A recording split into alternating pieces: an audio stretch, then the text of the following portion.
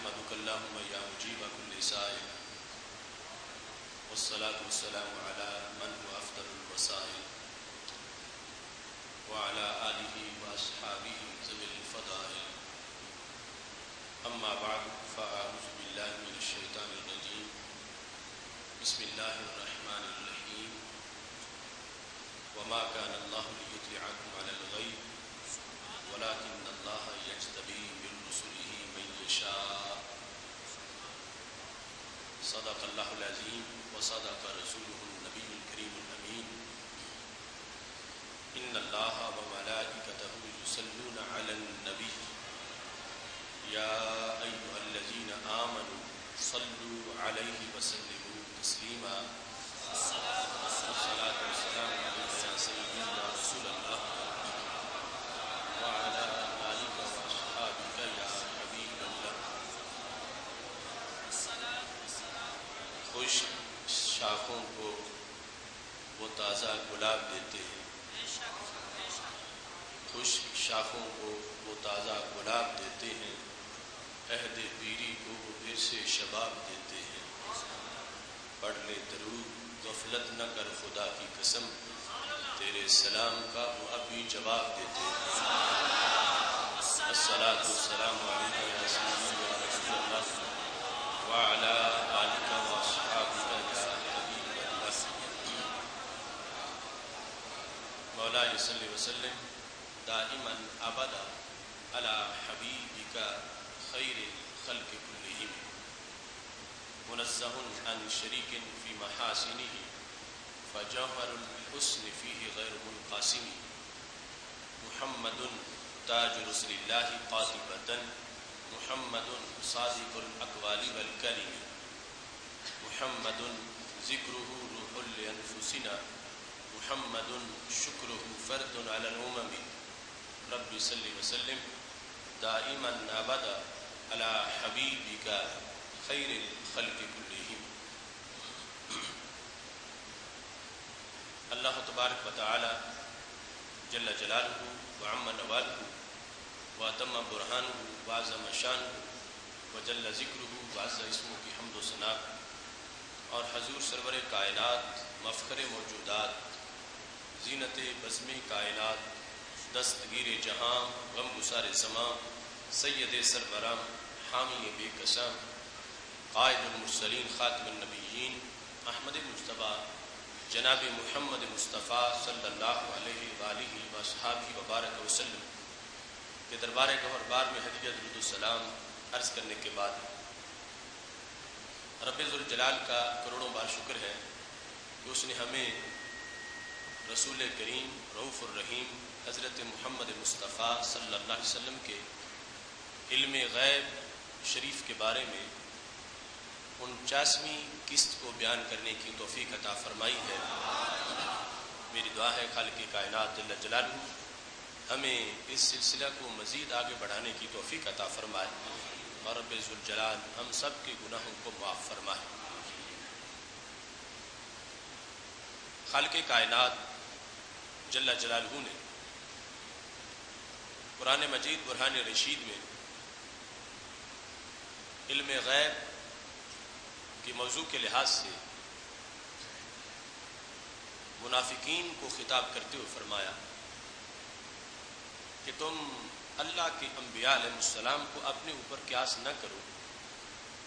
تم سمجھتے ہو کہ جیسے تمہیں غیب نہیں تو انہیں بھی غیب نہیں. ایسا ہرگز تم نہ سمجھو. وما کان اللہ لیطلعکم علی الغیب، اللہ کی یہ شان نہیں کہ تمہیں غیب دے. ولیکن اللہ یجتبی من رسلہ من یشاء، لیکن رسولوں میں سے جسے چاہتا ہے اسے غیب عطا فرما دیتا ہے. اس سلسلہ میں ہماری آج کی گفتگو اس جہت سے ہے کہ آپ نے 48 قسطوں میں جو 48 موضوعات ہیں علم غیب شریف کے، اس میں وہ احادیث جن میں واضح طور پر رسول اللہ صلی اللہ علیہ وسلم کی اس شان کا ہمیں تذکرہ ملتا ہے، اور جو بیان ہو چکی ان کے علاوہ بھی سینکڑوں احادیث ایسی ہیں. لیکن آج کا ہمارا موضوع یہ ہے کہ مطلقاً اگر نبی اکرم نور مجسم شفیع معظم صلی اللہ علیہ وسلم کی احادیث کو دیکھا جائے اور نبوت کی جو خصائص ہیں اور نبوت کے جو امتیازات ہیں اور جو شان نبوت ہے، اگر اس کے لحاظ سے دیکھا جائے تو یہ بات اظہر من الشمس ہے کہ جو نبی ہوتا ہے رب ذوالجلال اسے علوم غیبیہ کے وافر خزانے عطا فرما دیتا ہے۔ اس سلسلہ میں بخاری شریف کی حدیث نمبر 6983 جو اس باب میں ذکر ہے، باب رؤیا الصالحین، نیک لوگوں کے خواب، اس باب کے تحت امام بخاری رحمۃ اللہ علیہ نے اس حدیث شریف کو لکھا، جس کے راوی حضرت انس بن مالک رضی اللہ تعالیٰ عنہ ہیں۔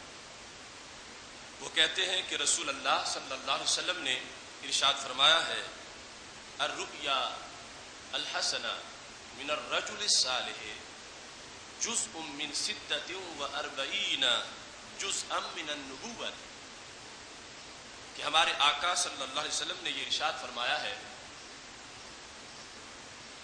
الرؤیا الحسنہ، اچھا خواب، کس کا؟ من الرجل الصالح، نیک بندے کا، نیک بندے کا اچھا خواب، یہ نبوت کے 40 اجزاء میں سے ایک جز ہے۔ نیک بندے کا اچھا خواب، جس کو خواب آیا ہے اس کی بھی ایک صفت بیان کی اور خواب کی بھی ایک صفت بیان کی، مطلقاً نہیں، نیک بندے کا اچھا خواب، رؤیا کے ساتھ الحسنہ کی قید لگائی، الرؤیا الحسنہ، اچھا خواب، کس کا؟ من الرجل الصالح، نیک بندے کا، نیک بندے کا اچھا خواب، اس کا شریعت میں مقام کیا ہے؟ فرمایا کہ نبوت کے 40 اجزاء میں سے یہ ایک جز ہے۔ ہمارے آقا صلی اللہ علیہ وسلم کا یہ فرمان بخاری شریف میں ہے، اس کی تشریحات بہت زیادہ ہے۔ خواب کے لحاظ سے 3 درجات ہیں، ایک ہے انبیاء علیہ السلام کا خواب، ایک ہے صالحین کا خواب، اور ایک ہے مطلقاً لوگوں کا خواب۔ انبیاء کرام علیہ السلام کا جو خواب ہے وہ سارے خواب ہی سچے ہیں، انبیاء علیہ السلام کے سارے خواب ہی سچے ہیں، اور اس کے ہمراہ جو صالحین کے خواب ہیں، امام اسقلانی لکھتے ہیں وہ اکثریت سچے ہی ہوتے ہیں، صالحین کے خواب۔ اور تیسرے نمبر پر جو عام لوگ ہیں ان کے خوابوں کے لحاظ پر کبھی سچے ہوتے ہیں کبھی جھوٹے ہوتے ہیں۔ تو ہمارے آقا صلی اللہ علیہ وسلم نے چونکہ نبوت کے بعد، نبوت سے نیچے جو درجات ہیں ان کا بیان کرتے ہوئے ارشاد فرمایا، نبیوں کے تو سارے خواب ہی سچے ہیں اور وہ خود نبی ہیں، فرمایا جو صالحین ہیں ان کا سچا خواب وہ نبوت کے 40 اجزاء میں سے ایک جز ہے۔ یہاں جو صالحین کا بطور خاص ذکر کیا گیا، تو اگرچہ ایک جھوٹے بندے کو بھی سچا خواب آ سکتا ہے، تو خواب ایک ذریعہ ہے علم کا، لیکن خواب کے لحاظ سے جو میرٹ ہمارے نبی علیہ الصلوۃ والسلام نے بیان کیا ہے وہ صحیح مسلم میں حدیث شریف ہے، فرمایا اصدقہم رؤیا اصدقہم حدیثا، جو سچی باتیں کرتا ہے، زیادہ سچ بولے اس کے خواب بھی سچے ہوتے ہیں۔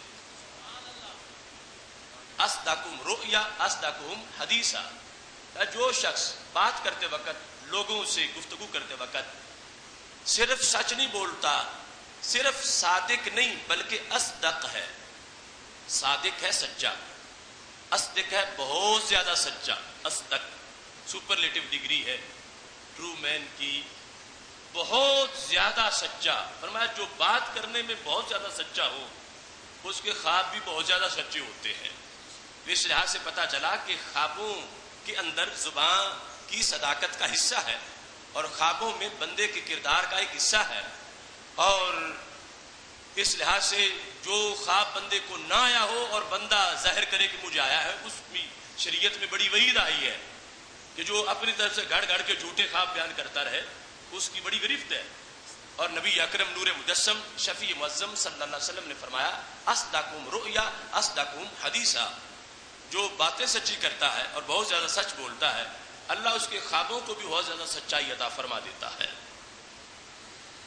اس مقام پر یہ جو لفظ ہیں ہمارے نبی علیہ الصلوۃ والسلام کے کہ جزء من 46 جزءا من النبوہ، یہ بھی بڑے قابل غور الفاظ ہیں کہ سچا خواب نبوت کے 46 اجزاء میں سے ایک جز، ایک تو یہ لفظ 46 ہے، اس کے علاوہ بھی عدد حدیث شریف میں موجود ہے، لیکن یہ سب سے اس سند کے لحاظ سے جو جامع حدیث ہے وہ میں آپ کے سامنے پیش کر رہا ہوں، ورنہ اس کے علاوہ بھی 9-10 اور بھی روایات ہیں جن میں مختلف عدد کی نبوت کل اتنے حصے ہیں اور ان میں سے ایک حصہ خواب ہے۔ یہ 46 والی حدیث میں تمہارے سامنے پیش کر رہا ہوں۔ اس کو سن کے کوئی شخص یہ اپنی طرف سے جملہ نہیں بول سکتا کہ جس کا خواب سچا ہے، معاذ اللہ کوئی کہے کہ نبوت کے 46 حصوں میں سے یہ 46ویں درجے کا ایک نبی ہے یا نبوت کا 46واں حصہ اس میں موجود ہے۔ نبوت منقطع ہو چکی ہے اور سید عالم نور مجسم شفیع معظم صلی اللہ علیہ وسلم آخری نبی ہیں، تو یہ 40 حصوں میں سے نبوت کا ایک جز ہے۔ اس کا مطلب کیا ہے کہ میرے محبوب علیہ السلام فرماتے ہیں کہ نبوت کے جو علم ہیں، علوم نبوت کے سورسز میں سے علم نبوت کی ایک تجلی اس کو عطا فرمائی گئی ہے۔ یہ نہیں کہ کوئی کہے کہ 45 حصے تو نبی نہیں ہے لیکن 40واں حصہ، ایک حصہ اس کے اندر بھی نبی ہونے کا ہے، اتنے فیصد اس کو بھی نبی مان لیا جائے، یہ ہرگز مانا نہیں ہے۔ اس کے اندر علم نبوت کی ایک تجلی موجود ہے اور علم نبوت کا اس کے اندر ایک راز موجود ہے، یا یہ کہہ سکتے ہو کہ یہ شخص ایسا ہے کہ جس کو نبوت کے ساتھ اللہ نے مناسبت عطا فرما رکھی ہے، کہ اس کی سوچ نبوت سے بڑی مناسبت رکھتی ہے، اس کے زیر سایہ۔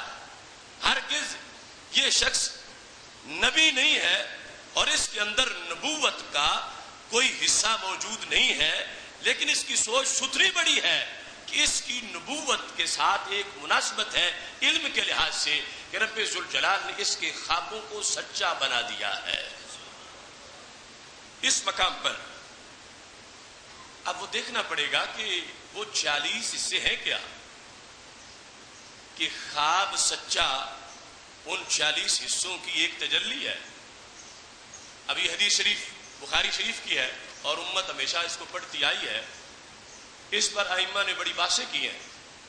اس مقام پر امام قرطبی نے یہ لکھا، وہ کہتے ہیں المسلم الصادق الصالح والذی يناسب حالہ حال الانبیاء، فرمایا کہ وہ مسلمان جو سچا بھی ہو، مسلمان پہلے نمبر پہ ہے اور پھر سچا ہے اور پھر صالح ہے،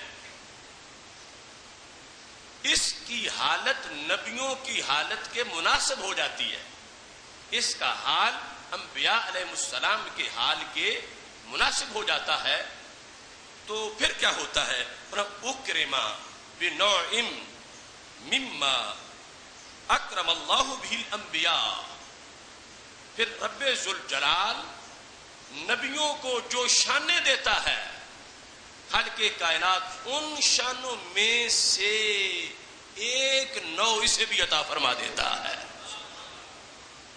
جس وقت ایک مسلمان جو نبی نہیں ہے کسی معنی میں بھی لیکن مسلمان ہے، نیک ہے اور سچا ہے، اس کی مناسبت نبی علیہ الصلوۃ والسلام کے ساتھ پیدا ہو جاتی ہے، یعنی فیض لینے کے لحاظ سے، فیض لینے کے لیے بھی جس نے فیض لینا ہے اس میں قوت انفعال چاہیے، وہ کسی سے فیض لے سکے، اندر اس کی صلاحیت ہو، یہ سچائی جو ہے اس کی بنیاد پر وہ صالح بندہ نبوت کا فیض لینے کے لحاظ سے جب اس کی مناسبت بڑھتی جاتی ہے تو پھر خالق کائنات جل جلالہ اسے کیا کرتا ہے؟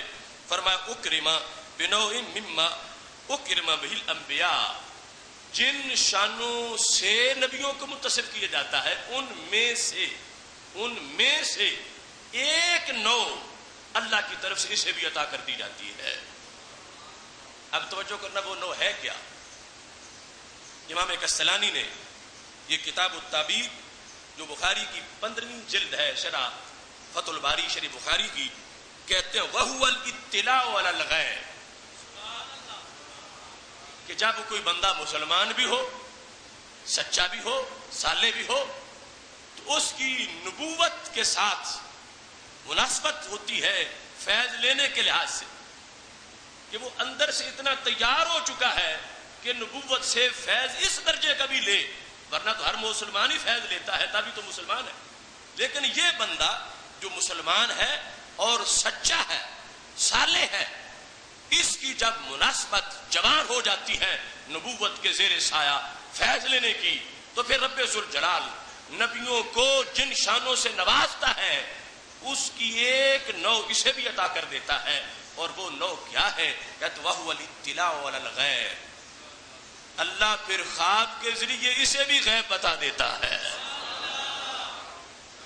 اطلاع علی الغیب، یہ کوئی آج آ کے ہم نے نبوت کی شان نہیں گھڑ لی، یہ شروع سے سرکار کی حدیثوں سے امت نے سمجھا ہے کہ نبی تو اس میں اسپیشلسٹ ہے، اطلاع علی الغیب میں اسپیشلسٹ ہے، یہاں تک کہ امتی بھی جس وقت اس درجے پہ پہنچا تو رب ذوالجلال نے اسے خواب کے ذریعے سے، جو رویا صالحہ ہے اس کے ذریعے سے رب ذوالجلال نے اسے کیا کیا؟ وَهُوَ الْإِطِّلَاعُ عَلَى الْغَیْبِ، ایک نوع، تاکہ پتہ چلے برابری نہیں ہے، وہاں تو ہزاروں انواع کا غیب ہے، یہاں صرف ایک نوع رب ذوالجلال نے اس کو بھی عطا کر دی ہے، اور وہ نوع کیا ہے؟ وَهُوَ الْإِطِّلَاعُ عَلَى الْغَیْبِ، غیب پر مطلع ہونا۔ تو خالق کائنات جل جلالہ نے اسے غیب پر مطلع کرنے کا جو اسے وصف دیا ہے وہ بذریعہ خواب دیا ہے۔ اس میں یہ ہے کہ نبیوں کے خواب قطعی ہوتے ہیں اور اوروں کے خواب قطعی نہیں ہوتے، ظنی ہوتے ہیں، لیکن ان میں بھی من وجہ علم آ جاتا، من وجہ ادراک آ جاتا ہے۔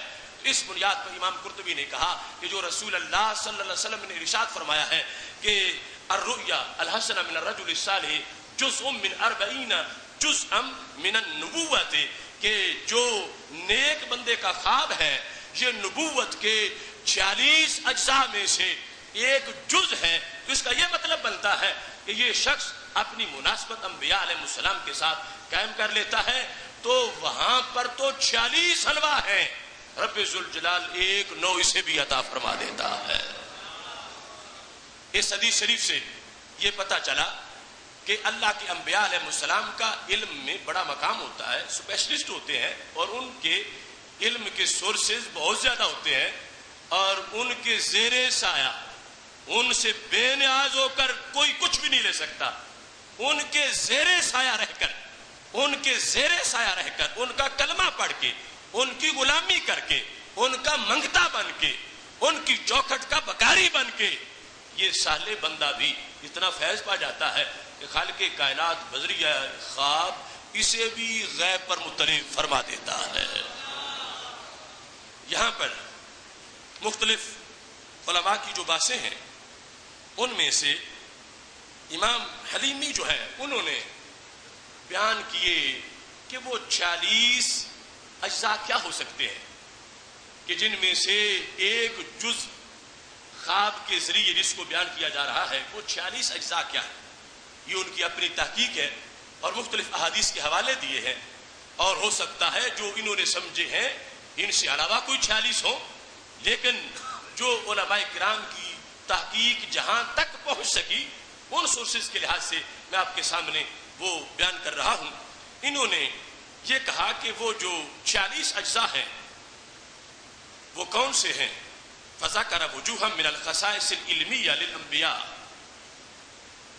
کہا ایک ہے انبیاء علیہ السلام کی وہ خصوصیتیں جو قدرت اختیار کے لحاظ سے ہیں، حسن و جمال کے لحاظ سے ہیں، لیکن یہاں جو 46 ہیں یہ صرف علمی طور پر ہیں، علمی طور پر کہ نبی اور غیر نبی میں فرق کتنا ہوتا ہے، علمی طور پر وہ 46 خصائص انبیاء علیہ السلام کے کہ پھر ان کا جو غلام بنتا ہے ان میں سے ایک نو رب ذوالجلال اس کو بھی ان کے صدقے عطا فرما دیتا ہے،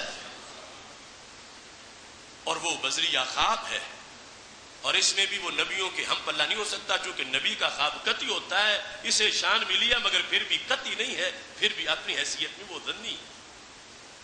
اب یہاں پر انہوں نے بیان کیا، کہتے ہیں فَأَعْلَاهَا، جو علم کے سورسز ہیں نبیوں کے 46، ان میں سے سب سے پہلا کیا ہے؟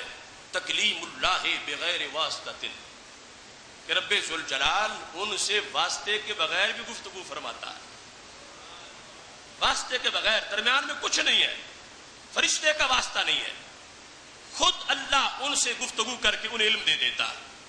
تو 46 اجزاء میں سے جو 40 سورسز ہیں نالج کے اور علوم غیبیہ کے ہڈن امور کو جاننے کے لحاظ سے، ان 40 میں سے ایک یہ ہے کہ رب ذوالجلال ان سے بلا واسطہ گفتگو فرما دیتا ہے۔ دوسرا کیا ہے؟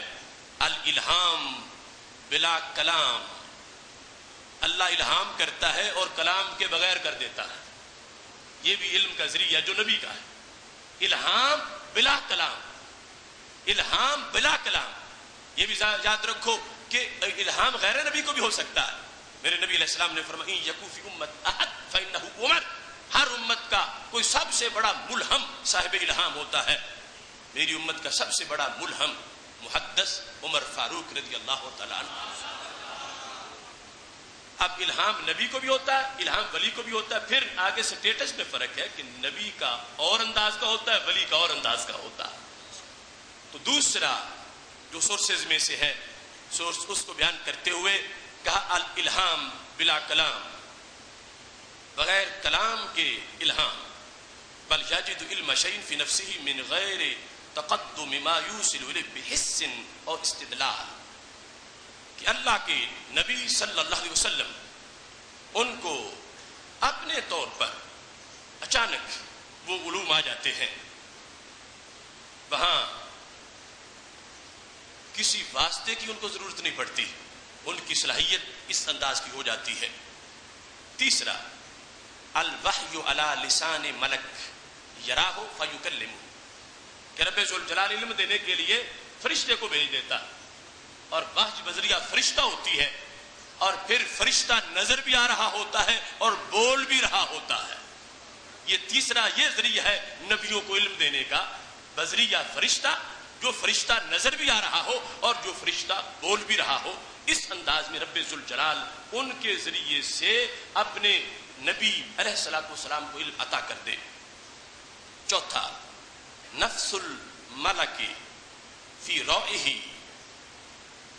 فرشتے کا نبی کی دل کے اندر پھونک دینا، اور اس انداز میں یہ وہ وحی ہوتی ہے جس کا تعلق کان سے نہیں ہوتا، جس کا تعلق دل سے ہوتا ہے، یعنی یہ وحی بحیثیت اس کے کہ کان کو سنائی دے، کان کو نہیں، یہ انداز وہ ہے کہ جس میں دل کے اندر لاتا فرشتہ ہے، واسطہ فرشتے کا ہے، لیکن وہ اس انداز میں کہ وہ پھونک رہا ہے اور دل کے اندر ایسی صلاحیت ہے جس سے رب ذوالجلال کا دیا ہوا علم منتقل ہو رہا ہے، اور اس میں فرشتہ تو واسطہ ہے، اور میان طالب و مطلوب رمزیس کرامن کاتبین ہم خبر نیست، تو یہ نہ کہ فرشتہ زیادہ جانتا ہے، نہیں، وہ واسطہ ہے، وہ الف لام میم کے ذریعے جب کلام کر کے بولتا ہے، پھر بھی سرکار فرماتے فہم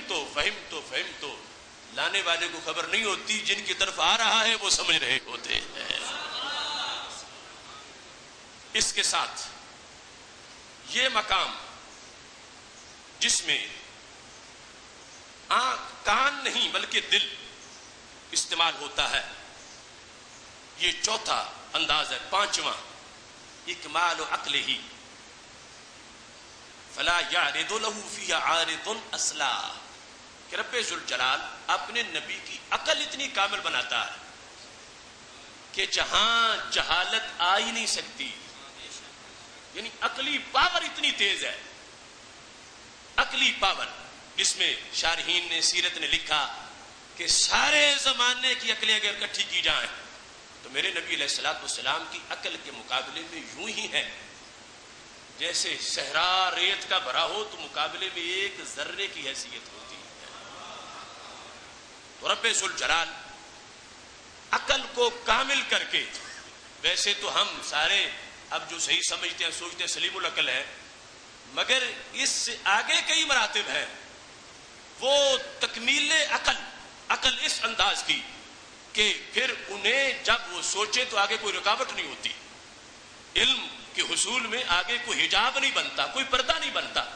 رب ذوالجلال اتنا ان کو عقلی طور پر عروج دیتا ہے، اتنا کمال دیتا ہے کہ اگرچہ اللہ کی طرف سے نہ کلام ہو رہا ہو، نہ فرشتہ آ رہا ہو، نہ الہام ہو رہا ہو، پھر بھی ان کی عقل کو رب ذوالجلال اتنا کمال دے دیتا ہے کہ جس کی وجہ سے وہ عقل من حیث العقل، جو اتنا نور ہے ان کے دماغوں میں کہ ان کے سامنے پھر چیزیں چھپتی نہیں، ساری چیزیں ان کو چھپی ہوئی سامنے نظر آنا شروع ہو جاتی ہیں۔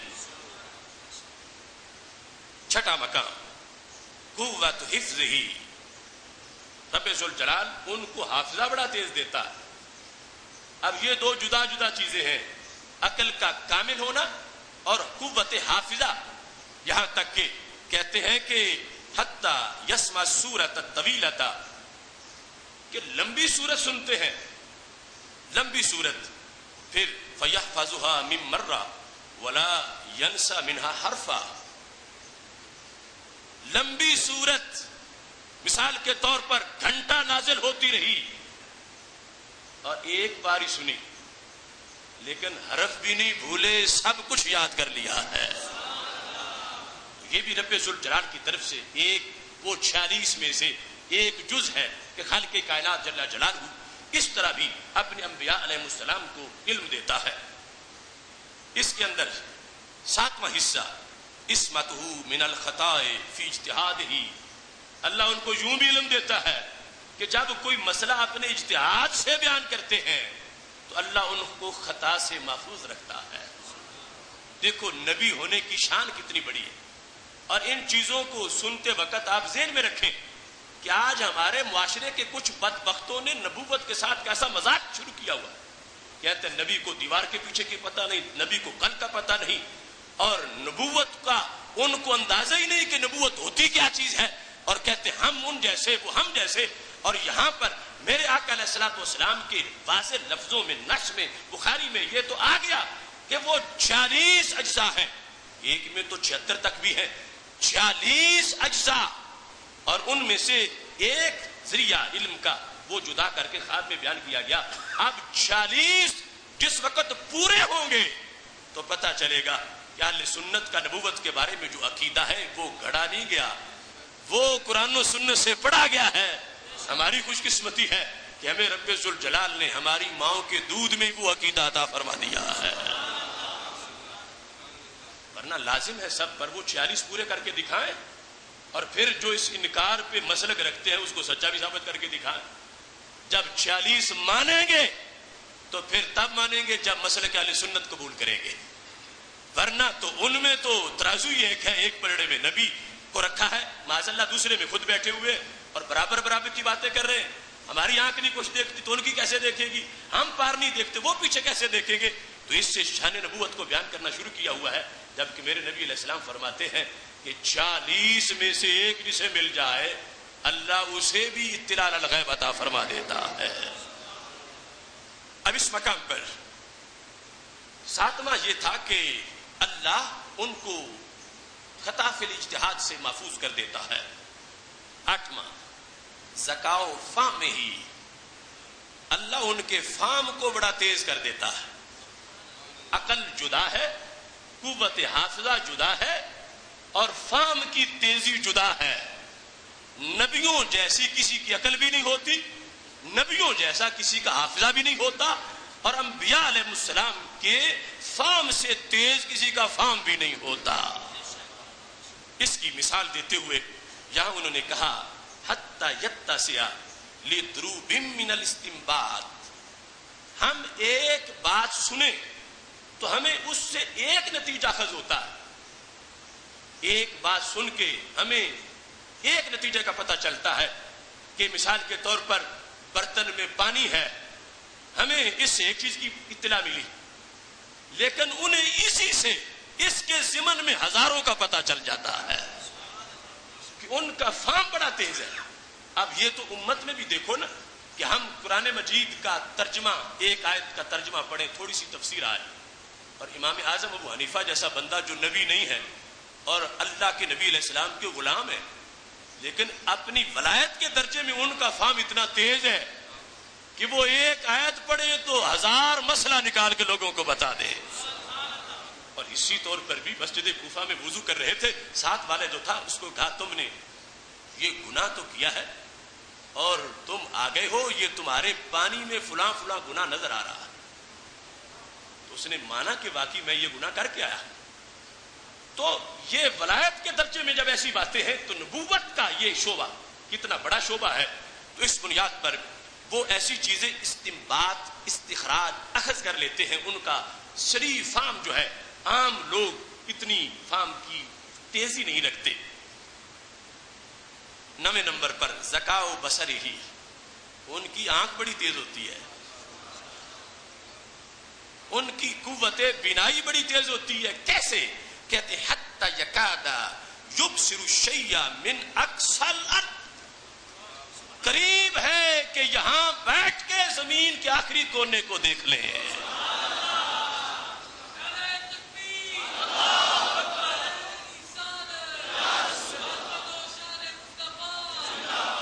اب سوچو نا کہ وہ لوگ کتنے پٹڑی سے اترے ہوئے ہیں جو کہتے ہیں ہمیں دیوار کے پیچھے نظر نہیں آتا تو انہیں بھی نظر نہیں آتا. ان کو یہ خبر نہیں ہے کہ تم تو غیر نبی ہو اور وہ نبی ہیں. تو نبی کے نبی ہونے کا تو لحاظ رکھو کہ وہ نبی ہیں.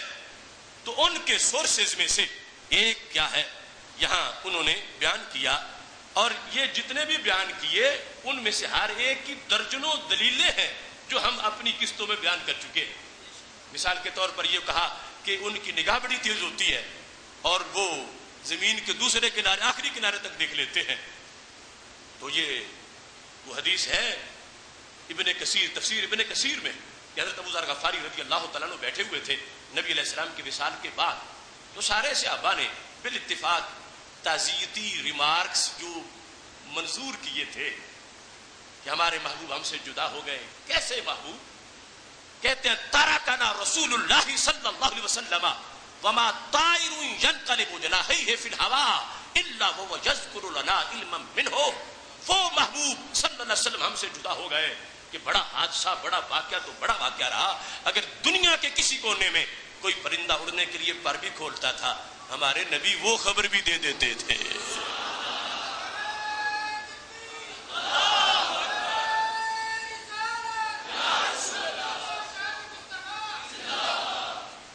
اچھا جی, 10ویں ذکاء سمیعی, ان کی قوت سامعہ بڑی تیز ہوتی ہے. اب یہ 5 سینسز عام بندے کے یہ علوم کا ایک آلہ ہے, ان سے علم آتا ہے, اور نبی کے 5 سینسز اور ان کے 5 کے علاوہ جو سورسز ہیں وہاں پر کہا کہ ان کی جو قوت سماعت ہے وہ بڑی تیز ہوتی ہے. حتی یسمع من اقصی الارض ما لا یسمعہ غیرہ, فرمایا زمین کے آخری کنارے سے بھی وہ سنتے ہیں جو دوسرا کوئی نہیں سنتا. آج کے جعلی توحید پرستوں کی بات سنو تو یہ تو سارے شرکیہ عقیدے ہیں. وہ کہیں گے کہ یہ دور سے سننا یہ تو اللہ کی شان ہے, اور تم اپنے نبی کی نبوت کی شان ہی یہ بتا رہے ہو کہ نبی ہوتا وہ ہے جس کی یہ حیثیت ہو. میں کہتا ہوں ظالموں, سوچو تو صحیح, بول کیا رہے ہو کہ دور سے سننا اللہ کی شان ہے. پہلے کوئی رب سے دور ہو تو پھر رب کو سنائے. رب سے تو کوئی دور ہے ہی نہیں, وہ تو شارک سے بھی قریب ہے. اور پھر یہاں پر ہم بات کر رہے قوت سامعہ کی. ایک پٹھا ہے کان کے اندر, مجوف, جب لہریں ٹکراتی ہیں تو اندر سماعت پیدا ہوتی ہے. میرا رب تو پٹھوں سے پاک ہے, وہ اعضاء سے پاک ہے, اس کی شان اور ہے. یا رسول اللہ تشریف یا محتشم سامعین حضرات, اب دیکھیے یعنی کتنا اونچا درجہ اور کتنا اونچا مقام ہے کہ ایک سماعت کے اندر اکثر اور یہ دلیلیں ہم وہ بیان کر چکے ہیں. مسند امام احمد میں ہے, میرے نبی علیہ السلام فرماتے اتت السماء, صحابہ آسمان کی آواز نکلی ہے. تم نے نہیں سنی, میں نے سنی. کیوں؟ انی ارا ما لا ترون واسمع ما لا تسمعون, میں وہ بھی دیکھتا ہوں جو تم نہیں دیکھتے, اور میں وہ بھی سنتا ہوں جو تم نہیں سنتے. تو یہ نبوت کی شان ہے. اچھا 11ویں ذکاء شمہ, فرمایا ان کی قوت شامہ, سونگنے کی قوت بڑی تیز ہوتی ہے. سونگنے کی قوت بڑی تیز ہوتی ہے. کیسے؟ کہتے کما وقع لیعقوب فی قمیص یوسف, جس طرح حضرت یوسف علیہ السلام کی قمیص کی خوشبو حضرت یعقوب علیہ السلام کو میلوں دور سے آ گئی تھی. قرآن کہتے انی لاجد ریح یوسف, مجھے تو ان کی خوشبو آ رہی ہے. تو یہ فرمایا نبوت کی جو سونگنے کی طاقت ہوتی ہے, اس میں بھی بڑے علم ہوتے ہیں اور یہ بڑی تیز ہوتی ہے. جہاں تک کہ حضرت یعقوب علیہ السلام نے سونگ لیا حضرت یوسف علیہ السلام کی قمیص کو. 12ویں کہتے تقویت جسد ہی, ان کی جسمانی پاور بڑی زیادہ ہوتی ہے. وہ باڈی وائز بہت طاقتور ہوتے ہیں. روحانی طاقت تو اپنی جگہ, وہ جسمانی طور پر بھی ان کو رب ذوالجلال بڑی قوتیں دیتا ہے. کیسے؟ کہتے حتی سار فی لیلۃ مسیرۃ 30 لیلہ, وہ ایک رات میں پورے مہینے جتنا سفر طے کر لیتے ہیں. باقی تھک تھک کے ہار کے گر جائیں, وہ ایک رات میں پورے مہینے جتنا سفر طے کر لیتے ہیں. یہ جو دوسرا ہے کہ وہ رات سے کریں, رف سے کریں, وہ علیحدہ ہے. یعنی قدموں پہ چل کے تھکاوٹ نہ ہو. 30 راتوں کا سفر اپنی جسمانی طاقت سے ایک رات میں مکمل کر جائیں. اور پھر اس کے اندر وہ ارشاد فرماتے ہیں 13ویں وجہ عروجہ الی السماوات, رب ذوالجلال نے ہمارے نبی علیہ السلام کو یہ شان بھی دی ہے کہ جہاں کوئی نہیں چڑھا وہاں بھی آپ چڑھ گئے تھے, آسمانوں کی طرف.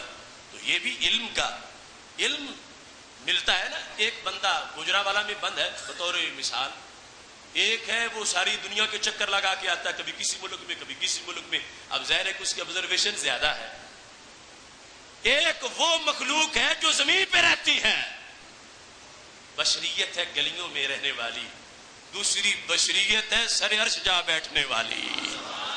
ظاہر ہے کہ اس بشریت کا مشاہدہ اور ہے, ان کے معلومات اور ہیں. تو کہا اس مقام پر کہتے ہیں عروج, ان کا عروج الی السماوات. رابع شرحہ 14واں کہتے ہیں مجیء الوحی لہو فی مثل سلسلۃ الجرس. قربان جائیں ہر وجہ گھنٹوں بعض کی مستحق. ان کی یہ بھی صلاحیت ہوتی ہے کہ جب وحی یوں آئے جیسے سلسلۃ الجرس ہوتا ہے. سلسلۃ الجرس کیا؟ گھنٹی کی آواز, گھنٹی کی آواز. اب گھنٹی کی آواز وہ لکھا یہاں پر شارحین نے کہ کوئی اس سے میوزک کا استدلال نہ کرے, اس سے وہ میوزک والی گھنٹی مراد نہیں ہے, میوزک ترنم کے بغیر والی گھنٹی مراد ہے. وہ گھنٹی اب اس سے عام کان صرف آواز سن رہا ہے, اور نبی کے کان اسی سے ہی الف لام میم ذالک الکتاب سن رہے ہیں.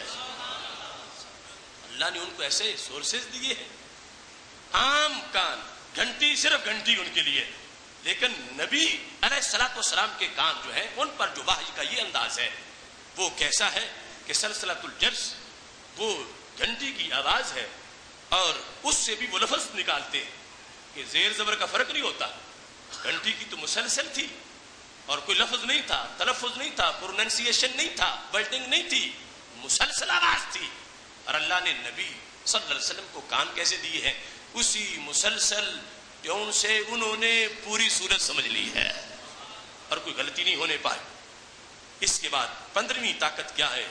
تکلیم الشاہ. وہ بکری کی بولی بھی سمجھتے ہیں, نبوت کے علم کے 46 پہلو، علم کے نالج جو نبوت کا ہے اس کے 46 میں سے ایک دیا گیا خواب والے کو، تو یہ اس کے اندر سے بیان ہو رہا ہے۔ اس کا 15واں تکلیم الشاہ، بکری سے گفتگو کر لینا اور بکری بولے اور ان کا سمجھ جانا، اور بلکہ انہوں نے اجمالاً لکھا وہ جس مقام پر وہ یہودیہ نے روسٹ بکری بیچی تھی، اگلی ٹانگوں میں زہر ملایا تھا، میرے نبی علیہ السلام کو پتہ چل گیا، فرمایا بلاؤ اس کو۔ جب وہ آئی تو کہا کیا سممتے، کیا تم نے بکری کی اگلی ٹانگوں میں زہر ڈالا؟ تو کہتی ہے من اخبارک، آپ کو کس نے بتایا؟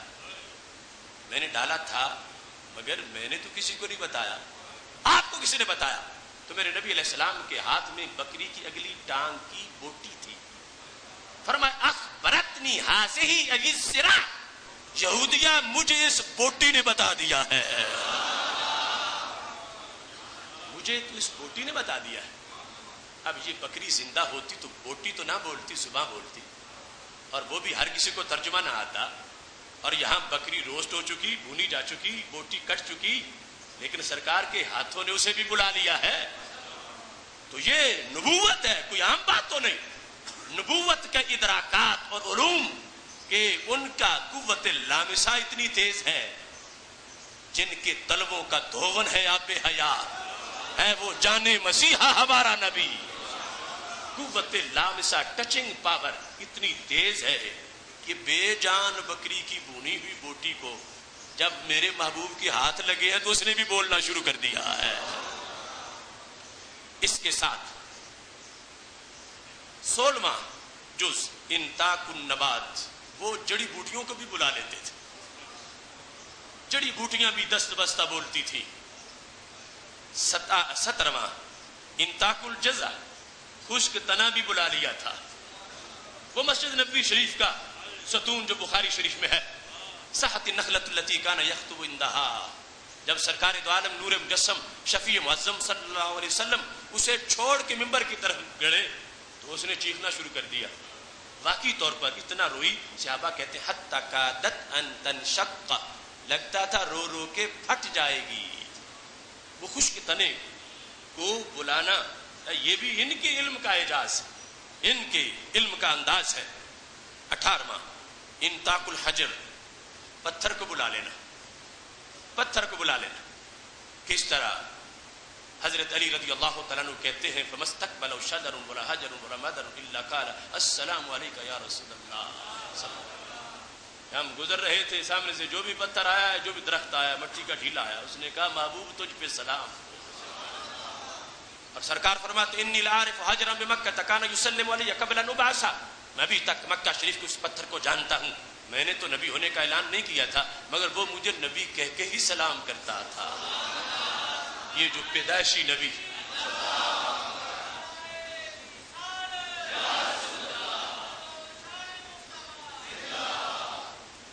اس میں 20واں افہامہ رغاء البعیر، جس وقت آ گیا تھا اونٹ چرچرا آواز نکال رہا تھا، تو میرے آقا صلی اللہ علیہ وسلم نے اپنی بات، اس کی بات تو سمجھی تھی، سرکار نے اپنی بھی اس کو سمجھائی۔ اس نے جس وقت آواز کیا نکالی، یہ حدیث میں جرجرا، جرجرا، اور میں یہ بیان کرتا رہتا ہوں پنجابی، اردو اور عربی کا جو تعلق ہے پرانا، تو اس میں جو ہم لفظ بولتے ہیں چونکہ وہاں گاف نہیں ہے، وہاں ڑے نہیں ہے، ہم گھڑا کہیں تو عربی والے جرا کہتے ہیں، وہ گاف کی جگہ جیم، رے کی جگہ رے، وہ پرانی عربی کے اندر۔ اب ہم کہیں گے اونٹ آیا اور محبوب علیہ السلام کے قدموں پہ سر رکھا اور گڑ گڑ کر رہا تھا، تو عربی میں گاف نہیں ہے، رے نہیں ہے، تو سرکار نے فرمایا فجرجرا، اس نے آواز نکالی۔ اب سنی سب نے، قیامت تک کی کون سی یونیورسٹی ہے جہاں اونٹوں کی گڑ گڑ کا ترجمہ ہو جائے؟ یہ نبوت کے سورسز ہیں، یہ میرے نبی علیہ الصلوۃ والسلام کا وہ انداز ہے کہ آپ نے ترجمہ کر کے دکھایا لفظوں میں۔ فرمایا انہ شکا کثرت العمل وقلت العلف، صحابہ یہ شکایت کر رہا ہے کہ مالک چارہ تھوڑا ڈالتا ہے، کام زیادہ لیتا ہے۔ اس کے ساتھ 21ویں ان یسمع الصوت ولا یری المتکلم، بولنے والا نہ بھی ہو تو یہ آواز سن لیتے ہیں، آواز اس انداز میں بھی ان کو سنائی دیتی ہے۔ الثانیۃ والعشرون 22ویں تمکینہ من مشاہدۃ الجن، جن جو ہے نا، لفظ جن کو جن کہا اس لیے جاتا ہے کہ وہ چھپا ہوا ہوتا ہے۔ جن بشر یا آپس میں اپوزٹ ہیں، اپوزٹ اس لحاظ سے بھی ہیں، ویسے تو جن آگ کا ہے، بشر مٹی کا ہے، لیکن جو جن کا لفظ ہے اور بشر کا لفظ ہے، لغت کے لحاظ سے ان میں اپوزیشن اس لحاظ سے ہے کہ جیم اور دو نون یہ جس لفظ میں ہو عربی زبان میں اس میں چھپنے والا معنی ہوتا ہے، اور با اور شین اور را یہ جس میں ہو اس میں ظاہر ہونے والا معنی ہوتا ہے۔ اب جنون میں عقل پہ پردہ پڑ جاتا ہے، عقل چھپ گئی، جنت چھپی ہوئی ہے، اور اس جو انسان کا دل ہے اس کو جنان کہا جاتا ہے، وہ چھپا ہوا ہے، جن چھپا ہوا ہے، اور بشر چھپا ہوا نہیں، بشر نظر آتا ہے۔ اور یہ غلط لوگوں نے تعریف کر لی کہ بشر وہ جو مٹی کا ہوتا ہے۔ لفظ بشر کی ڈیفینیشن کسی لغت پہ یہ نہیں جو مٹی کا ہوتا ہے، بشر کی ڈیفینیشن یہ ہے کہ جس کے بدن پر نہ بھیڑوں جیسی اون ہوتی ہے نہ پرندوں جیسے پر ہوتے ہیں، یہ ظاہر ہوتا ہے، یہ جن نہیں ہوتا۔ جن بشر کے مقابلے میں، بشر جن کے مقابلے میں، اس واسطے امام رازی رحمۃ اللہ علیہ نے، امام بیضاوی نے باقاعدہ یہ لکھا کہ جن کو جن کیوں کہا جاتا ہے، اس کے چھپے ہوئے ہونے کی وجہ سے، اور بشر کو بشر کیوں کہا جاتا ہے، پر وہ اس کے ظاہر ہونے کی وجہ سے۔ اب یہاں کتنے بشر ہیں بیٹھے ہیں تو چھپا ہوا تو ایک بھی نہیں، اور نہ جانے کتنے جن ہیں تو نظر تو ایک بھی نہیں آ رہا۔ بشر میں سے کوئی چھپا ہوا نہیں ہے اور جنوں میں سے کوئی نظر نہیں آ رہا، اگرچہ ان میں یہ صلاحیت ہے کہ وہ شکلیں بدل لیتے ہیں، نظر آ سکتے ہیں، مگر جب وہ چھپانا چاہے اپنے آپ کو ہم نہیں دیکھ سکتے۔ اور نبی علیہ السلام کی شان کیا ہے؟ انہوں نے کہا جن جو مرضی کر لے چھپنے کی، ان کی آنکھ سے چھپ ہی نہیں سکتا۔ ان کو رب ذوالجلال نے ایسے سورسز عطا کیے ہیں، تو یہ اس لحاظ سے انہوں نے کہا الثانیۃ والعشرون تکمینہ من مشاہدۃ الجن، جو جنوں کی آبزرویشن ہے یہ رب نے ان کو کنٹرول دیا ہوا ہے، جن ان سے نہیں چھپ سکتا، وہ جن کو دیکھ لیتے ہیں، جتنا بھی جن ہوا میں شامل ہونا چاہے۔ حالانکہ جن کی پاور اتنی ہے کہ ہمارے نبی علیہ السلام نے فرمایا جو شیطان ہے یہ بندے کے خون میں مکس ہو کے رگوں میں حرکت کر کے باہر نکل آتا ہے، اتنا لطیف ہے اس انداز میں کہ خون میں شامل ہو کے سرکل پورا کر کے باہر نکل آتا ہے۔ اور فرمایا یبیت فی خیشوم الانسان، رات کے وقت ناک کے اوپر والے حصے میں رات بسر کرتا ہے اور وہاں بیٹھ کے دماغ کو کنٹرول کرتا ہے۔ اس واسطے جب وضو کیا کرو تو اوپر پانی چڑھایا کرو اور پھر باہر نکالا کرو تاکہ اس کی نحوست نکل جائے جس نے رات بسر کی ہوئی ہے۔ تو میرے آقا صلی اللہ علیہ وسلم کو رب ذوالجلال نے جو شانیں دی ہیں، الثالثہ والعشرون، وہ نبوت کے 46 اجزاء جو ہیں علمی خصوصیات، ان میں سے یہ 23ویں تمثیل الاشیاء المغیبۃ لہ، چھپی ہوئی چیزیں ان کے سامنے حاضر ہو جاتی ہیں، چھپی ہوئی چیزیں ان کے سامنے دست بستہ حاضر ہو جاتی ہیں۔ کیسے؟ کہتے ہیں کما مثل لہ بیت المقدس صبیحۃ الاسراء، جس طرح کے معراج کر کے جب واپس آئے تھے تو مکہ شریف میں ہلچل مچ گئی، اور مکہ کے لوگ مکہ شریف کے ان میں سے اب انہوں نے کہا ان کا تو امتحان کر لیتے ہیں، اگر ڈائریکٹ گئے ہوتے آسمانوں پر تو پھر تو ہم نہیں معلوم کر سکتے تھے، چونکہ کہہ رہے ہیں میں پہلے اقصیٰ میں گیا ہوں اور وہاں سے گیا ہوں تو اقصیٰ تو ہم نے دیکھی ہوئی ہے، ہم پوچھتے ہیں دروازے کتنے ہیں، کھڑکیاں کتنی ہیں۔ اب یہی حکمت تھی پہلے وہاں لے جانے کی، ورنہ رب تو براہ راست بھی اوپر بلا سکتا تھا۔ اب جس وقت وہ تیار ہو کے سارے اکٹھے آ گئے کہ ہم نے بار بار دیکھی، آپ بتاؤ دروازے کتنے ہیں، کھڑکیاں کتنی ہیں، تو میرے نبی علیہ الصلوۃ والسلام کے سامنے بیت المقدس کو اٹھا کے کھڑا کر دیا گیا۔ جو پوچھتے تھے سرکار دیکھ کے بتا رہے ہیں، تو یہ بھی شان ہے، رب ذوالجلال نے اس انداز میں بھی پاور دی ہے۔ اور الرابعہ والعشرون 24ویں حدوث امر، यअलमु बिहिल आकिबता कमा क़ाल फी नाक्का लम्मा बरकत फिल हुदैबिया हबसहा हाबिसुल फी। फरमाया उनकी ये शान होती है कि वो किसी चीज को देख के मुस्तकबिल की खबर दे देते हैं, किसी चीज को देखकर रिजल्ट बता देते हैं। जिस तरह के हुदैबिया के मौका पर जब नबी अलैहिस्सलाम बैठे थे ऊंटनी पर, तो वो बैठ गई। कोई सहाबा को गुस्सा आया कि थक गई हो, बैठ गई हो, उठो। तो मेरे नबी अलैहिस्सलाम ने फरमाया मत छेड़ो इसको। क्यों? फरमाया इसे उसी ने रोका है जिसने हाथी को रोका था। अगरचे हाथी वालों के जाने का मतलब और था, हमारा मतलब और है, मतलब में मुशावत नहीं है। वो अबरा का हाथी, वो हाथियों वाले, उनका मकसद और था, हमारा मकसद और है, मगर पावर एक ही है रोकने वाली। इसको आम किसी ने, ये थक के नहीं बैठी, ये रब के हुक्म पे बैठी है कि आगे यहीं से मुआहदा होगा और फतह मक्का की नवीद आएगी और इन्ना फतहना लका फतहम मुबीना के मुजदे सुनाए जाएंगे। अब ये कहते हैं देखो आम बंदा कैसे बता सकता है कि ऊंटनी क्यों बैठी है? आम बंदे को क्या खबर कि सवारी क्यों बैठी है? आम यही समझेगा कि शायद थक गई है, चल चल के बैठ गई है। सरकार ने फरमाया थकावट से नहीं बैठी, ये बड़े अमर से बैठी है। नबी अकरम नूर मुजस्सम शफी मुअज्जम सल्लल्लाहु अलैहि वसल्लम का अंदाज 25वां इस्तिदलालहु बिइस्मिन अला अमरिन कि सरकार दो आलम नूर मुजस्सम शफी मुअज्जम सल्लल्लाहु अलैहि वसल्लम यूं भी आपको इल्म आ जाता था कि जब किसी का नाम सुनते थे तो नाम के जो हुरूफ हैं उनके जरिए से उसका काम जान लेते थे। नाम के हुरूफ से, ये अदद निकाल के नहीं, नाम के हुरूफ से। जिस तरह के मुज़ाकरात हो रहे थे जिस वक्त हुदैबिया में, तो चलते चलते जो मुज़ाकरात करने वहां पहुंचा उनमें से एक शख्स, उसका नाम नबी अकरम नूर मुजस्सम शफी मुअज्जम सल्लल्लाहु अलैहि वसल्लम के पास जब आया तो उसका नाम था सुहैल बिन अमर। तो सरकार ने फरमाया कद सुहेला लकुमुल अमर, सुहेला। अब मसला हल हो गया, सहूलत आ गई, तस्हील आ गई। सुहैल सहूलत से है, जो तुम कहते हो कि इस काम में सहूलत है, ये काम बड़ा सहल है, सहल है, आसान है, डिफिकल्ट के मुकाबले में सहल है। तो नाम था सुहैल।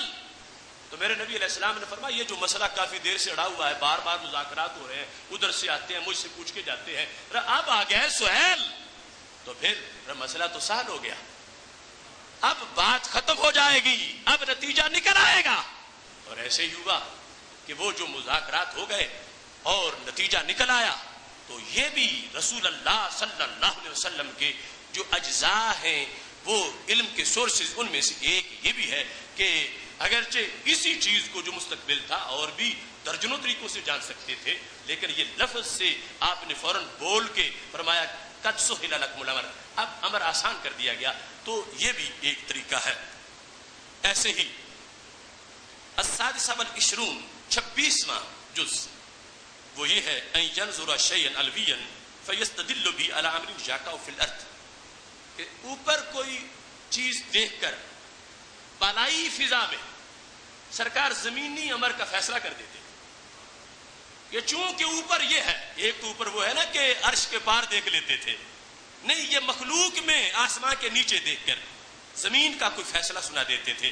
जिस तरह के रसूल अल्लाह सल्लल्लाहु अलैहि वसल्लम ने देखा बादल, तो फरमाया ला तस्तहिल्लु बिनस्रि बनी काब, ये बादल बनी काब की मदद का पैगाम लेके आ गया है।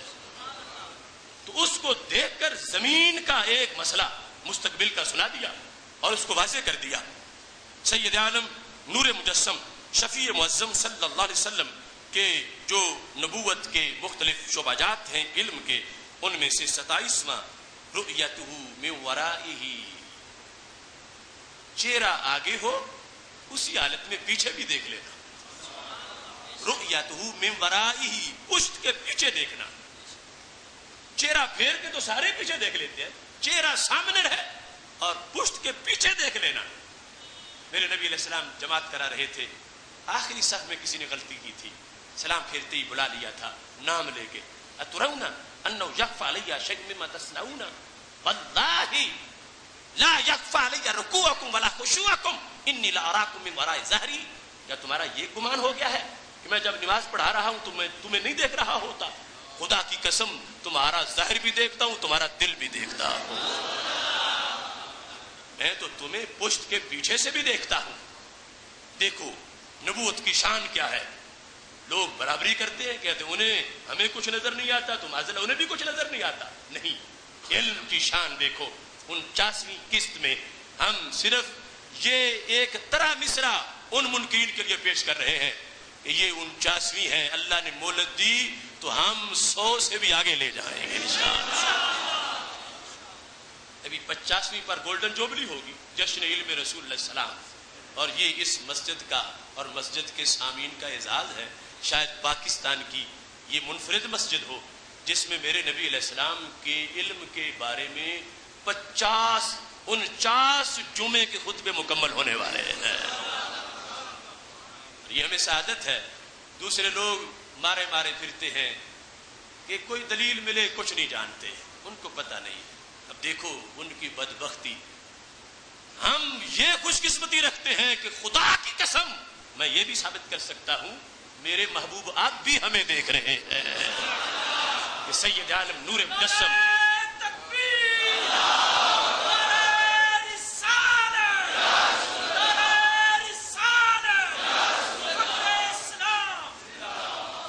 رؤیتہ من ورائہ، وہ پیچھے بھی دیکھ لیتے ہیں. اب یہ ہمارا جو موضوع ہے 46 والا، ابھی اس کی جو ہم نے بیان کیے ہیں امور، ان میں سے صرف 27 بیان ہوئے. 46 بیان کرتے ہوئے اثر ہو جائے گی، پھر رزلٹ بیان ہوتے ہوئے مغرب ہو جائے گی. تو چونکہ وقت پر نماز ہے اس واسطے جتنا بیان ہوا یہ یاد رکھیں. اور اب دیکھیں کہ بظاہر یہ حدیث ان کے مدارس میں پڑھائی جاتی ہے تو وہ اس کا مطلب کیا بیان کرتے ہیں. ان میں کسی میں یہ کیوں شوق نہیں ہے کہ وہ 46 ہیں کیا اجزاء؟ انہیں تو صحیح 46 جو کہا جا رہا ہے کہ جو رویا صالحہ ہے، رویا حسنہ ہے، اچھا خواب نیک مومن کا، یہ نبوت کے 46 اجزاء میں سے ایک جز ہے. تو وہ 46 ہے کیا؟ جن میں سے ایک جز یہ ہے. ان کو یہ تلاش نہیں ہے. اور ہم اللہ کے فضل سے وہ جو واضح حدیث ہے وہ تو واضح رہی. اب جس میں براہ راست کوئی ہیڈنگ ہی نہیں علم غیب کا، بظاہر کوئی لفظ ہی نہیں علم غیب کا، اور اس کے اندر جب اتنی دلیلیں ہیں تو پھر اس کے علاوہ کتنی ہزار دلیلیں موجود ہوگی. اللہ کے فضل سے یہ سعادت ہے کہ دیکھو سوچ کتنی معطر رہتی ہے، خیال کتنا ستھرا رہتا ہے. تلاش جس کی اس طرف ہوتی ہے کہ ہم نے رسول اللہ صلی اللہ علیہ وسلم کے کمالات ڈھونڈنے ہیں اور بیان کرنے ہیں. اور یہ مصروفیت کتنی اچھی مصروفیت، سننا ہے اور یاد رکھنا ہے، آگے پہنچانا ہے. اب دیکھو بخاری شریف کی یہ حدیث شریف اگر عوام کو پکوا دی جائے تو کون ان بیڑیوں کے پنجے کا شکار ہوگا جو کہتے ہیں نبی ہم جیسے، ہم ان جیسے، انہیں کچھ نظر نہیں آتا، ہمیں کچھ نظر نہیں آتا. تم سے پوچھ سکتے ہو کہ بے وقوفو نبی بھی کہتے ہو اور پھر اپنے جیسا بھی کہتے ہو. لفظ نبی ہی پر غور کر لو تو پتہ چلے گا کہ ان کی شان اور ہے، ہماری حیثیت اور ہے. لفظ نبی اس کے اندر اب ایک ذریعہ علم کا وحی کے علاوہ خواب کے ذریعے سے جو سالے بندے کو دیا جا رہا تھا، جب ہم نے اس کے پس منظر کو دیکھا تو کتنی دلیلیں واضح ہیں. محتشم سامعین حضرات، یہ دلیل بیان کرنا، پہنچانا یہ ہماری ڈیوٹی ہے. اور اس سلسلہ میں ادارہ صراط مستقیم جو چند سالوں میں اس نے سفر طے کیا ہے، وہ سارے سیمینارز اور 10,500 سے زائد خطابات تمہارے سامنے ہیں. اس کو آگے پہنچانے کی ضرورت ہے. اور اس سے جس قدر گھٹن لوگوں کے اندر اور انہیں اپنی جو موت نظر آ رہی ہے وہ بھی تمہارے سامنے ہے. اور دیکھو میں چونکہ بالکل ایک طالب علم اور حقیر کمزور سا بندہ ہوں، لیکن ہم خاک نشینوں کی ٹھوکر میں زمانہ ہے. ہم نے توحید بیان کی، لوگوں نے سمجھا کہ اب توحید پہ تو یہ قبضہ کر گیا، عقیدہ توحید پہ ہم خالص کا اضافہ کریں تو پھر بچ سکتے ہیں. اب جب وہ خالص کا اضافہ کر چکے تو ہم نے پھر رگڑا لگا دیا، دیکھو اب پہلے خالص نہیں تھی اب خالص بنی ہے۔ تو انہوں نے کہا کہ اب ہماری توحید تب مانی جائے گی جیسے ان کا اشتہار چھپتا ہے عقیدہ توحید سیمینار، ایسے ہی ہمارا بھی چھپے تو پھر دنیا ہمیں سمجھے گی۔ میں کہتا ہوں جس کپڑے میں گند ہو اسے جتنی بھی تہ لگا لو اندر تو وہ کچھ ہی ہے۔ کبھی بھی شراب کی بوتل زمزم کا لیبل لگانے سے وہ زمزم تو نہیں بن جاتی۔ اس واسطے ہم نے جو پیش کیا اللہ کے فضل سے قیامت آ سکتی ہے، سورج مغرب سے طلوع ہو سکتا ہے، ہمارے کسی ایک دلیل کا بھی کوئی جواب نہیں دے سکتا۔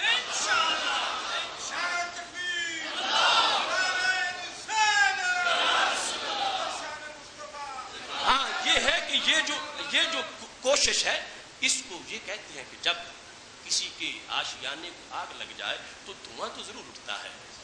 یہ دھواں ہے جو ان کی اس پونجی کو لگا جو انہوں نے امت پر شرک کا فتویٰ لگانے کے عوض غیروں سے حاصل کی تھی پونجی اور پیسے کمائے تھے غیروں سے، یہود و نصارہ کے سامنے کہ یہ امت بھی تمہاری طرح کی ہے۔ اللہ کے فضل سے ہم نے اپنے دلائل اس انداز میں دیے اور ہمارا پورا نیٹ ورک تنظیم کے ساتھی ہمارے دوست اس کام میں لگے ہوئے ہیں، اور دوسری طرف بزدل لوگ اب جب دلیل کا مقابلہ نہیں کر پائے تو دوسری سازشوں میں لگے ہوئے ہیں۔ پچھلے خطبہ جمعۃ المبارک کے بعد لاہور موتی بازار بیگم شاہی مسجد کے خطیب ہمارے دوست علامہ خرم رضا قادری شہید رحمۃ اللہ علیہ وہ خطبہ جمعہ کے بعد نکلے تو ان کو دہشت گردوں نے بزدل لوگوں نے گولیوں کا نشانہ بنایا اور وہ جام شہادت نوش کر گئے۔ بہت محقق سکالر ہمارے دوست تھے اور انہوں نے ان لوگوں کی کئی خیانتیں اور ان کا پردہ چاک کیا تھا، لیکن یہ دہشت گرد ٹولہ اور بزدل لوگ یاد رکھیں کہ یہاں سنی ماؤں کے جالے اپنی جانیں پیش کرتے رہیں گے مگر حق کا جھنڈا بلند کرتے رہیں گے۔ اور اس سلسلہ میں ہم حکومت سے مطالبہ کرتے ہیں، جب ہم نے دھرنا دیا تھا مینار پاکستان کے چوک میں جنازے کے بعد ہم سے 48 گھنٹے کا وعدہ کیا گیا اور ابھی تک ہمیں مطمئن نہیں کیا گیا کہ کتنے لوگ پکڑے گئے اور کہاں تک تفتیش پہنچی۔ 10 دنوں کی ڈیڈ لائن ان کو دی گئی تھی جس میں سے چند دن باقی رہ گئے ہیں، اور اس میں آپ لوگوں نے بیدار بھی ہونا ہے، اس میں کوئی شک نہیں۔ میرے محبوب علیہ السلام کے نام پر 1000 بار موت آئے تو ہمیں ایک بار ہی محسوس ہوگی اور اس میں گھبرائیں گے نہیں، مگر ہم نے زور بازو سے بھی لوگوں کو بتانا ہے کہ اہل سنت لا وارث نہیں ہے، اہل سنت ایک قوت کا نام ہے، ایک پاور کا نام ہے۔ اس واسطے اپنی ملی غیرت اور مسلک کے ساتھ منسلک رہ کر اپنی وحدت کو مضبوط بھی کرنا ہے، اور پھر اس لحاظ سے بھی آج چونکہ قوم ایک فیصلہ کرنے جا رہی ہے اور بہت سے لوگوں نے اس سلسلہ میں اپنی اپنی مہمیں چلائی ہیں اور بندے اپنا اپنا فیصلہ کر رہے ہیں۔ اس سلسلے کی تقریر میں نے پہلے کر دی تھی کہ سنی بندہ، سنی العقیدہ، سنی تنظیم جس سے بھی وہ کھڑا ہے آپ اس کی حمایت کریں۔ آج کا نوائے وقت اخبار، مختلف اخبارات میں آپ نے پڑھا ہوگا کہ ایک بڑی پاکستان کی سیاسی تنظیم جس کے بارے میں لوگ کہتے ہیں کہ ان کی بڑی نظریاتی رائے ہے اور سوچ ہے، اس شخص نے آج 2 قومی نظریے کا انکار کیا ہے اور اکھنڈ بھارت کی باتیں کی ہیں، اور اس نے یہ کہہ کر کہ انڈیا اور پاکستان کی روایات ایک ہیں، کلچر ایک ہے اور کبھی ہم ایک ہی ہوا کرتے تھے، اس نے قائد و اقبال کی روح کو اور 20 لاکھ شہیدوں کی روح کو ٹھیس پہنچائی ہے۔ اگر پاکستان کی بیس کلچر کا اختلاف نہیں، نظریے کا اختلاف نہیں، تو پھر 20 لاکھ شہیدوں کو کیا جواب دو گے؟ اگر ایک ہی مسئلہ ہے تو پھر کیوں وہ نکلے گھروں سے اور 20 لاکھ نے اپنا خون پیش کیا؟ آج یہ لوگ قصیدے پڑھ رہے ہیں انڈیا کے ساتھ دوستی کے اور کہہ رہے ہیں کہ پاکستان میں ہمیں اقلیت کا لفظ پسند نہیں ہے اور ہمارے اور یہودیوں، عیسائیوں، سکھوں، ہندوؤں کی خوشیاں اور غم سانچے ہیں، یہ باتیں ہم کبھی بھی برداشت نہیں کر سکتے۔ اس بنیاد پر سونا جنگل رات اندھیری چھائی بدلی کالی ہے، سونے والوں جاگتے رہنا چوروں کی رکھوالی ہے۔ آنکھ سے کاجل صاف چرا لیں یا وہ چور بلا کے ہیں، تیری گٹھڑی تاکی ہے اور تو نے نیند نکالی ہے۔ بالآخر اہل سنت تمہیں اس سوچ کو اپنانا پڑے گا کہ دین ہمارا وہ صرف نماز روزے کا دین نہیں ہے، بازار کا دین بھی ہے، تھانے کا دین بھی ہے، کچہری کا دین بھی ہے۔ ہم مسجد میں رہ کے سارا میدان سپرد کر دیں امریکہ اور اس کے حواریوں کے، یہ نہیں ہو سکتا۔ اس واسطے بالآخر نظام مصطفیٰ صلی اللہ علیہ وسلم، نظام خلافت راشدہ، وہ سٹیٹ کا نظام جو ابو جال سے ٹکرایا تھا، اس نظام سلطنت کو اپنے دیس میں جگہ دینے کی ضرورت ہے، ورنہ کل قیامت ہمارا مواخذہ ہوگا کہ قرآن حق مانتا رہا اور تم نے صرف قرآن سے نماز کا مسئلہ تو پوچھا تھا، مگر تجارت کا کیوں نہیں پوچھا تھا؟ تم نے تھانے کا مسئلہ کیوں نہیں پوچھا تھا؟ کچہری میں تم نے قرآن نافذ کیوں نہیں کیا تھا؟ یہ مواخذہ ہوگا۔ اس واسطے اپنی سوچ استوار کیجئے اور دوسروں تک پہنچائیے۔ پاکستان پاکستان پاکستان یہ رسول اللہ صلی اللہ علیہ وسلم کے عشق سے بنی ہوئی ایک سلطنت ہے اور مدینہ شریف کی سلطنت کا عکس جمیل ہے۔ یہ پاکستان برادریزم پہ نہیں بنا، یہ پاکستان رنگ و نسل پہ نہیں بنا، یہ پاکستان یہ ہمارے جغرافیہ کی کسی خصوصیت پہ نہیں بنا، یہ پاکستان میرے نبی علیہ السلام کے نام پہ بنا ہے۔ وہ نظریہ جو میرے نبی علیہ السلام نے ابو جہل کے مقابلے میں پیش کیا تھا، وہ نظریہ ہمارے اکابر نے گاندھی کے مقابلے میں پیش کیا تھا، ہمارے اکابر نے برطانوی سامراج کے مقابلے میں پیش کیا تھا۔ اس واسطے میں کہتا ہوں نقش ہے جو دل پہ وہ تصویر پاکستان ہے، جذبہ الفت کی ایک تعبیر پاکستان ہے۔ کون اب تسخیر کر سکتا ہے ارض عشق کو؟ مصطفیٰ کے نام کی جاگیر پاکستان ہے۔ وآخر دعوایا ان الحمد للہ رب العالمین۔